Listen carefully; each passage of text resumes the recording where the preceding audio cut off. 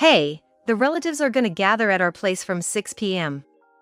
Expecting around 10 people, so heads up.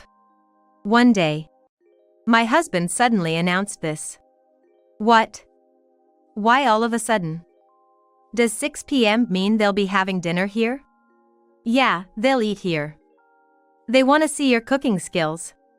No way. We have triplets who are not even a year old yet. Despite this, my husband suddenly demanded a dinner for 10 people while we were already busy with childcare. I was perplexed and started to feel overwhelmed when he began to grumble, after all we've done for them, I can't believe how cold and ungrateful someone can be. I felt too drained to argue back and decided it would be easier just to do as told. I hurriedly finished shopping and started preparing the meal. Everyone would arrive in just 2 hours.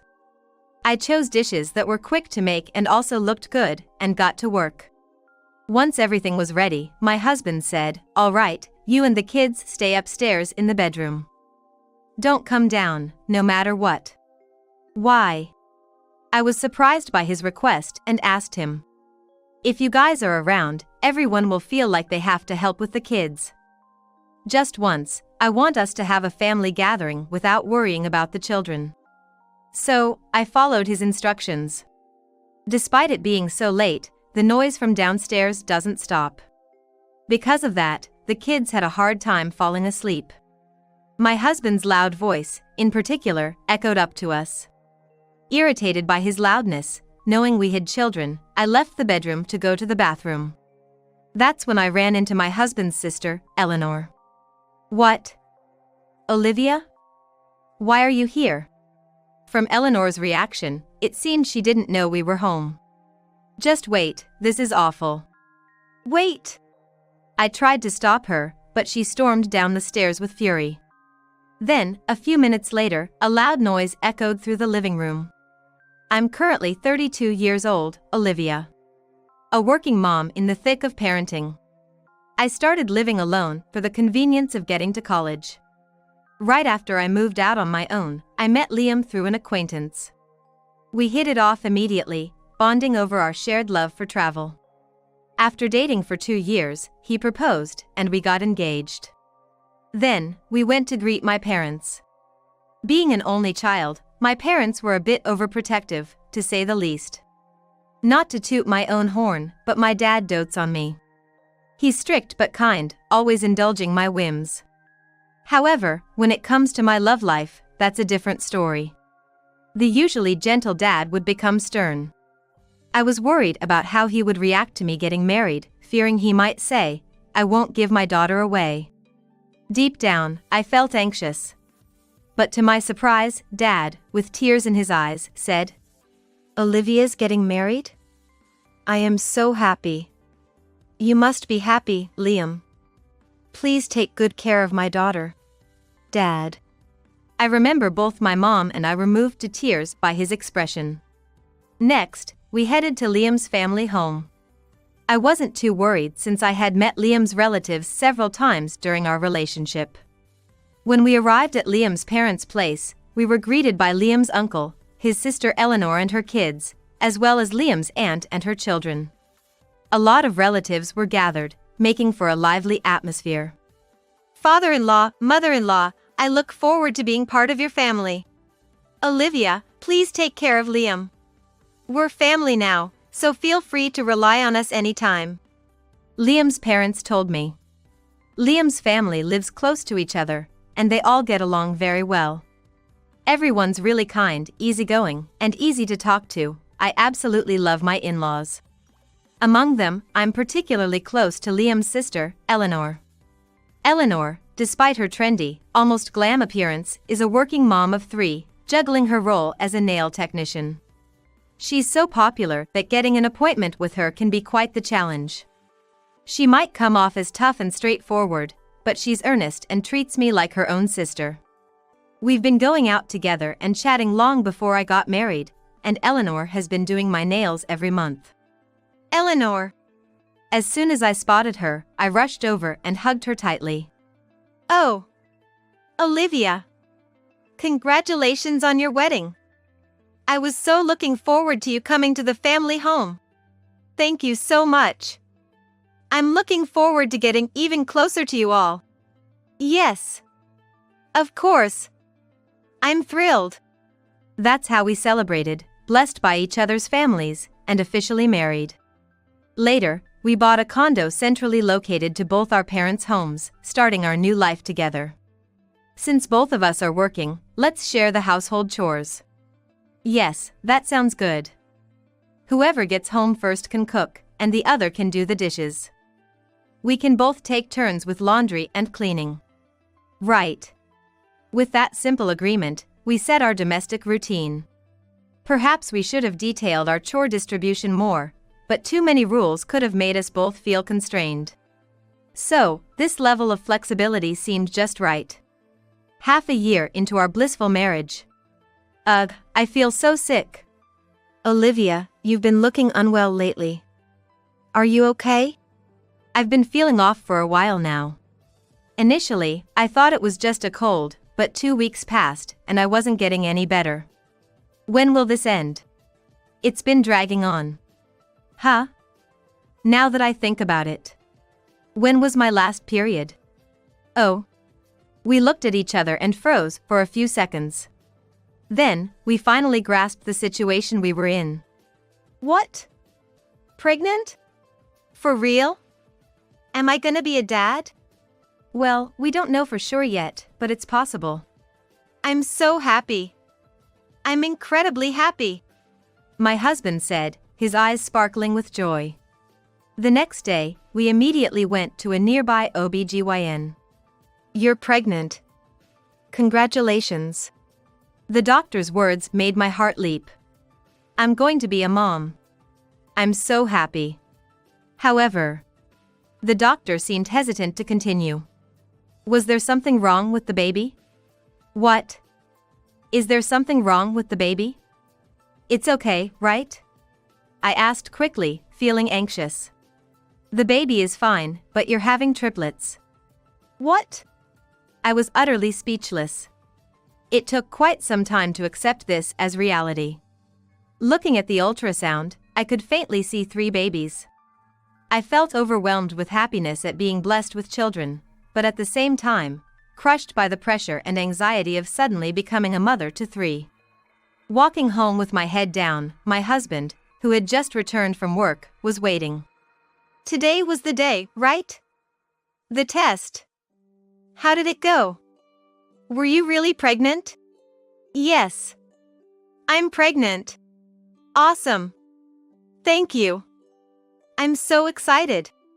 But you seem a bit low, even though it's such happy news. Something up? It's triplets. Huh?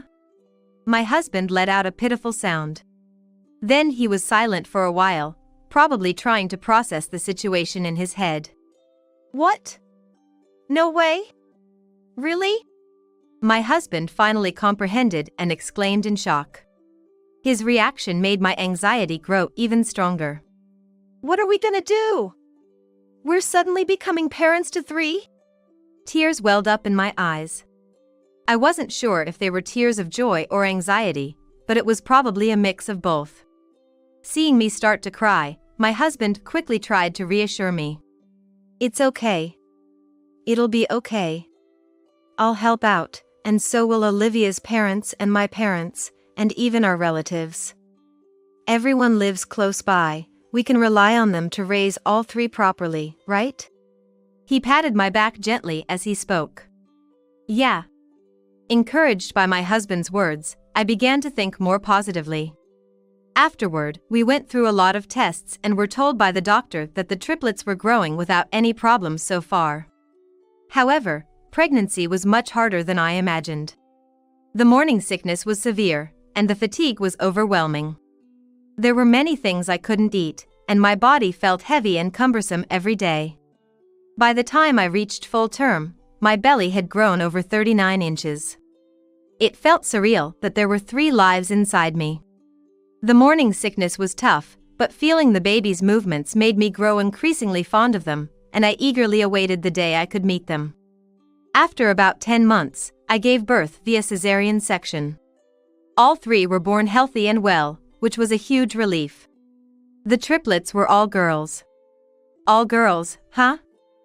It's gonna be lively. Yes. There's a lot I'm anxious about, but right now, I'm more excited about everything. We looked at each other and smiled. We named the kids Maya, Mia, and Mila. About a week after giving birth, it was time for me to be discharged. On the day of my discharge, my in-laws came to pick us up. Olivia, congratulations on the birth. You did great. Take it easy and rest up.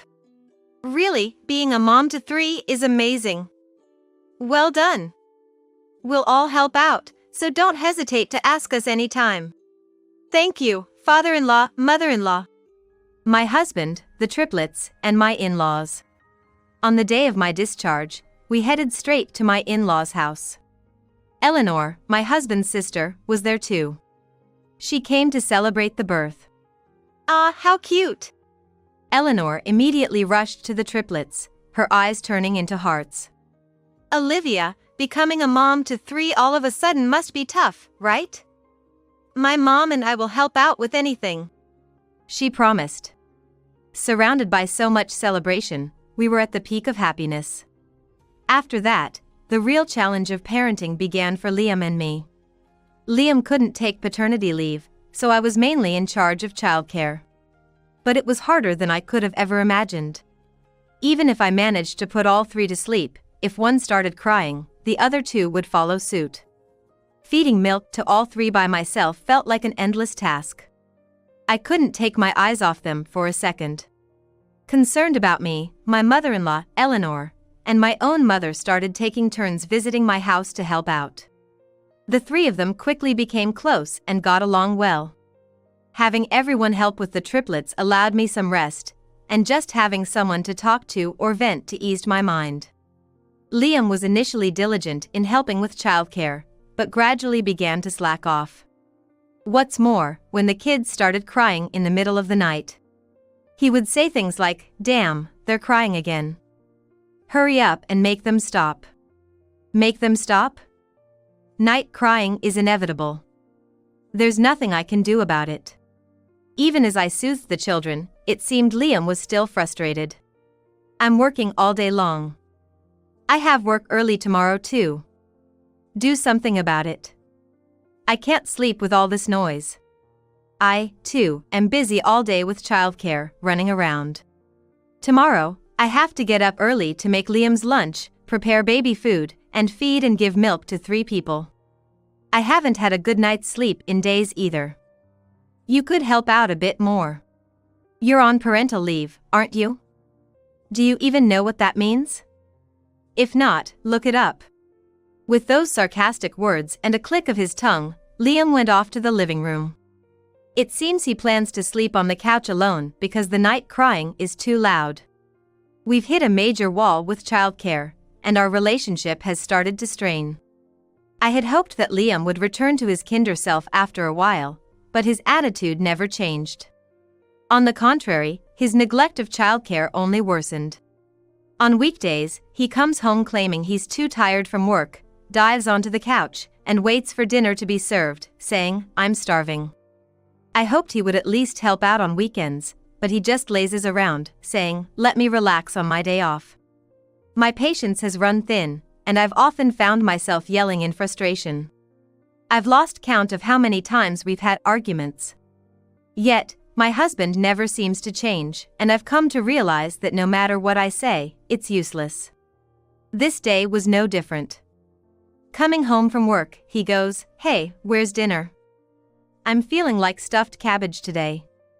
This, while I'm in the middle of changing our kids' diapers. It's clear I can't just drop everything. How can he not see that? After staying silent for a while, even I couldn't help but snap, "Look at this scene. Can't you see I'm obviously busy?" To which my husband retorted, "Why are you so mad? I come home tired from work and I can't even relax." Inside, I sighed deeply. Here we go again. Another argument brewing. As much as I wanted to argue back, it felt like a waste of time. Every minute is precious when you're a mother. All right, I'll make it. Just wait. And so, I ended up making the stuffed cabbage he wanted. Even though making stuffed cabbage is quite the hassle, I diligently prepare it and serve it to my husband. Seeing his satisfied expression, he goes, "This is really it." Seeing my husband like that, I've resigned myself to thinking we have 3 little kids and 1 big kid in this house. Those days kept going on. The relationship with my husband stayed the same, not bad, but not exactly good either. We both tried our best not to fight. It's the expectations I have for him that frustrate me. I tell myself not to expect anything. Then, one Sunday, since he had the day off, he spent the morning lounging around, watching TV, and laughing loudly. Meanwhile, I was swamped with childcare and chores. Suddenly, he says, "Oh, right. Relatives are coming over at 6 p.m. today." What? It was already 4 p.m. Only 2 hours left. Why all of a sudden? Does that mean they're expecting dinner here at 6 p.m.? Yeah, they'll eat here. Uncle Joseph is coming today. Uncle Joseph is his dad's brother. He has a stern face and always takes charge of events in Liam's family, essentially the most influential member among them. If Uncle Joseph says we're gathering, everyone shows up, and apparently, he can be quite scary when angry. I've only met him at our wedding and when we announced our marriage. He does look a bit intimidating but is actually very kind and easy to talk to. However, since Uncle Joseph lives far away, we rarely get to see him, so today would be our first reunion in 2 years. How can you just spring on me that we're eating here? I can't just whip something up, especially with the kids around. Are you trying to skip out on chores again? I really need you to cook. Uncle Joseph wants to see how good your cooking is. There's no way I can do it today. We don't have enough time. Here's some money, let's just order takeout or meet up somewhere else. What? There's no way I can say that now. It's already been decided at our place. Uncle Joseph is already on his way. Just hurry up and get ready. After saying that, he plopped down on the sofa and started watching TV again. I can't believe how selfish he is. His attitude just leaves me utterly astonished. It's enough to make me want to cry out of frustration. And it's the same with the relatives. Why would they come over for dinner knowing we have small children? Before the kids were born, Liam's relatives used to come over often, but since I got pregnant, their visits have gradually decreased. Especially after giving birth, such gatherings have become rare. Liam complained that the relatives said, "It's a bother to go to a house with 3 young children," and even when he invited them, they all refused. No, first off, Liam shouldn't be the one inviting them. The triplets are only 10 months old and need constant attention. They must have been considerate in refusing before. Why on earth would these kind, considerate relatives decide to come today? It's puzzling. Ever since the kids were born, we've had visits from just the in-laws or Eleanor, but I never imagined we'd have as many as 10 people over. If it were my husband's friends or co-workers, I could have firmly said, "Absolutely not, please don't come." But with it being his family, it's not so simple. We've been greatly helped by them in the past, and I couldn't neglect them just because childcare is tough. As I was puzzling over what to do, my husband started grumbling, "After all they've done for us, how can you be so cold? I can't believe you." I didn't have the energy to argue anymore and felt it would be easier to just do as told. So, I reluctantly started planning the menu, thinking of dishes that look fancy but are easy to make. I thought about dishes that look fancy but are easy to make for a while and then said to my husband, "All right, I've got it. I'm going to go shopping now." However, I got no response from him. Of course, there was no chance he'd come along, and since he can't even take care of the triplets by himself, I had to take them with me to the supermarket in their stroller. My husband completely ignored us as we got ready. A sight I've sadly grown accustomed to. I hurried through the shopping and started cooking. Everyone would be arriving in 2 hours. I chose dishes that were quick to make but still looked presentable and got to work. After finishing the cooking, I had to bathe all 3 kids by myself. Which really takes time when you're on your own. Usually, I handle their baths alone, but today my husband helped a little, albeit grudgingly, saying, "Hurry up, what are you doing?" Normally, I'd be grateful for the help, but it felt like he only helped when he wanted to do something else, making me wonder, am I just being cynical? Am I just being cynical? Fortunately, the kids were all playing quietly together, so I was able to finish the cooking quickly. Once everything was ready, my husband said, "Now, you stay upstairs in the bedroom with the kids. Don't come down, no matter what." What? Why? Surprised by what I was told, I asked my husband. If we're around, won't everyone feel like they have to entertain the kids? I thought occasionally we'd want a family gathering without the children to have some conversation. But, weren't you the one who wanted to see my cooking skills? You can tell how good the cooking is even if you're not here. But won't everyone wonder why me and the kids aren't around? At least let me say hello. I bombarded my husband with questions, which he didn't take well. Annoyed, he said, "Stop nagging. No need for greetings.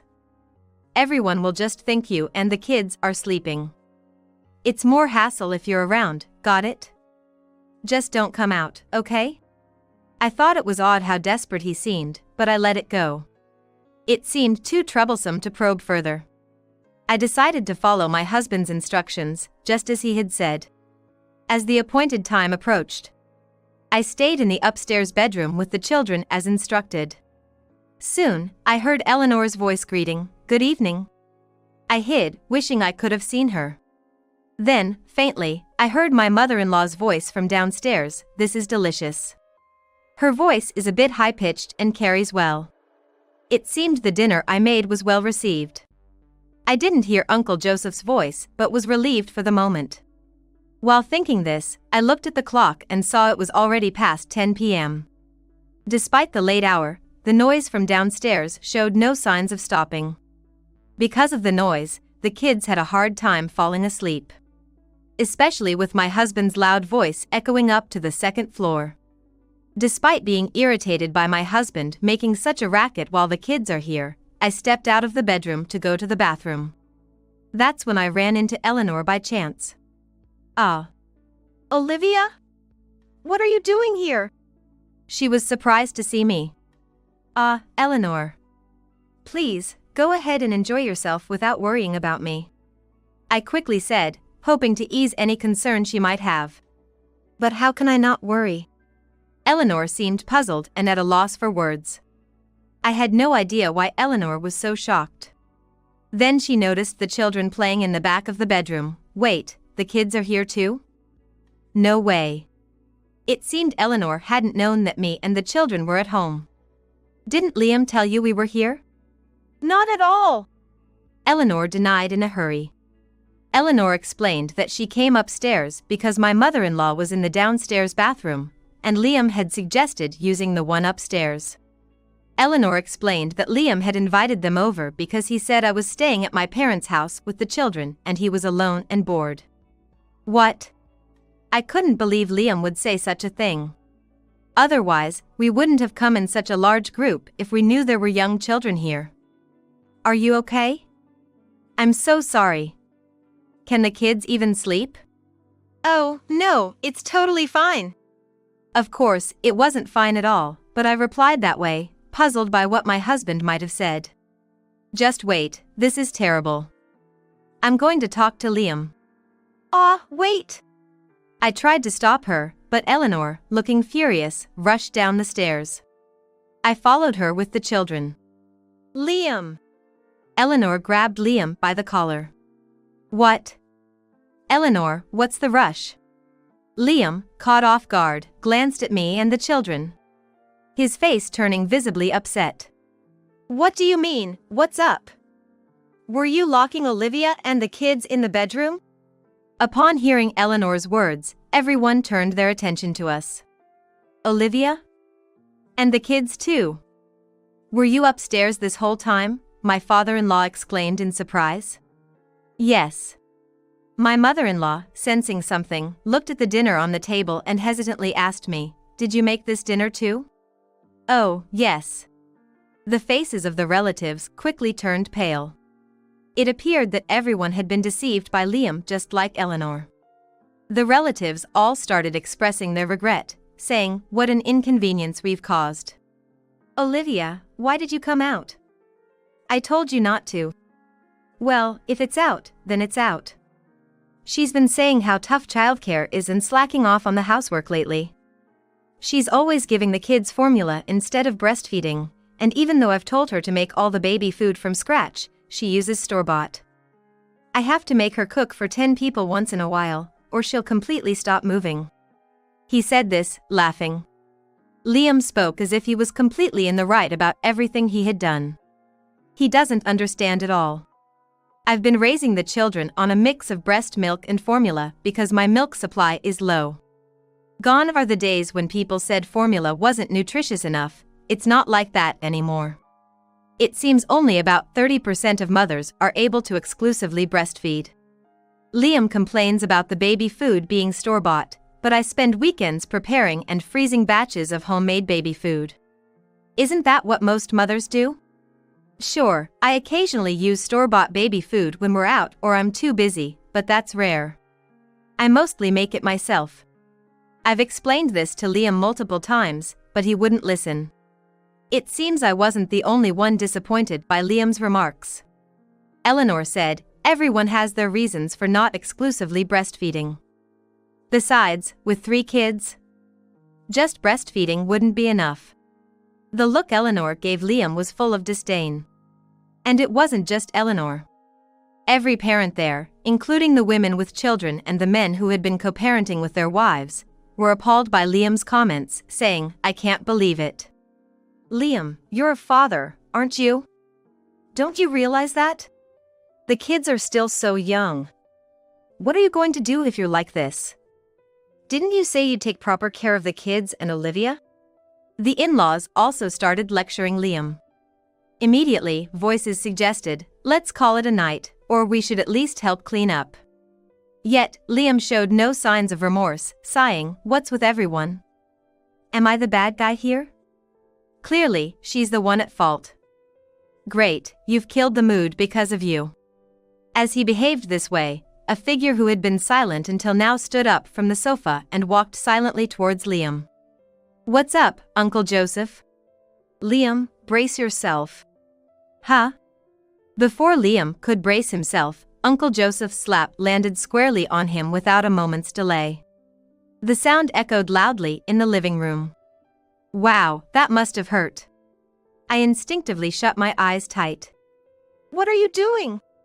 Liam, tears welling up, held his reddened cheek. Everyone around was taken aback. "You idiot! You're the worst as both a father and a husband. I can't believe you turned out to be such a person. Ouch. Hurts? Olivia's pain is nothing compared to this." Uncle Joseph shouted at him. Ugh. Whether it was from the pain in his cheek or lack of words, Liam was speechless. Uncle Joseph had harshly said everything I hadn't been able to tell Liam myself, and I felt a sense of relief inside. In my mind, I smirked, "Serves you right."